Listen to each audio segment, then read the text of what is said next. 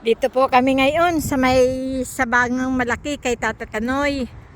Ayan po ang bangka ng aking kapatid na si Dro. Kami po ay nagpapasurvey sa Pulong Bato, yung lupain ng aming magulang. Ayan po. Tingnan nyo po ang lugar dito. Ang ganda po. Ang ganda ng lugar namin. Harapan ay dagat. Ayan po. Hindi na po nakatuloy dun sa lugar namin itong bangka ni Dro. Gawa po ng hibas na. Kaya nandito lang po kami sa Sabangan. Kaya po ang layo ng aming pinagdalhan ng lulutuin. O, ayun po sila o. Nagluluto po kami. Ako'y kukuha lang po ng tubig dito sa bangka ng aking kapatid. Ay, super ano po.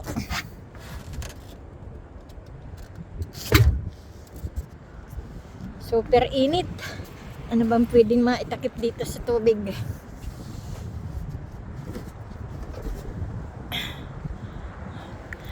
Ayan po.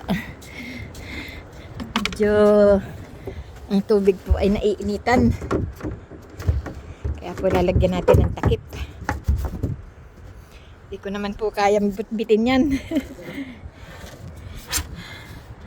Kuha po ako ng...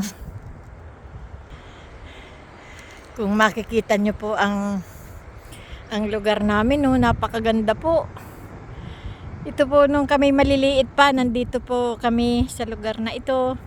Pagka ganito pong hibas, kami po ay nangangasag, nangunguha po kami ng tutukin. Saka po kami ay nangangawil po doon, no, sa sabangang malaki. Namumugitis. Ayan po, ang ganda po ng lugar, oh. Ayan po, pwede pong malapit na po ang boulevard doon sa lugar namin. Pag na-survey po yung aming lugar ng ano, yung partida po ni Dro sa akin, kay Kuya Bikyo at kay Kuya William, ibibinta po namin. Tingnan nyo po yung lugar namin, oh. Napakaganda po kapag kahibas. Maganda po. Sa pang-ulam lang po. Masipag ka lang dito, wala ka ng problema sa ulam. Ayan po. Ay.